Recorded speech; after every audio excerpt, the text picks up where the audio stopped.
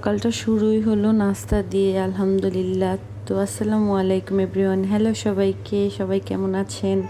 সাইদা বাবু এদিকে বসে আছে আর ও আমার ভয়েস দেওয়ার শব্দ কোনোভাবে শুনলেই তার চিল্লা পাল্লা শুরু হয়ে যায়। তারপর আবার দুপুরের দিকে একটু আম খেয়ে ভাত বসিয়ে দিয়েছিলাম। আজকে শর্টকাট রান্না, শুধু ডাল রান্না করবো আর সাথে থাকবে ডিম ভাজি। আর এদিকে আমরা দুইজন মিলে আবার একটু রসমালাইও খেয়ে নিচ্ছিলাম।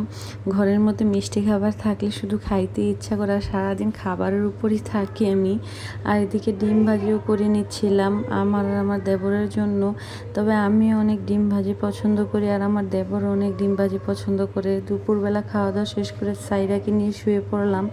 বিকালে আবার ঘুম থেকে উঠে মনে হলো যেহেতু ওয়েদার একটু ঠান্ডা, তো একটু খিচুড়ি হয়ে যাক, তার জন্য আমি এদিকে গরুর মাংস নামিয়ে নিচ্ছিলাম আর সাথে খিচুড়ি।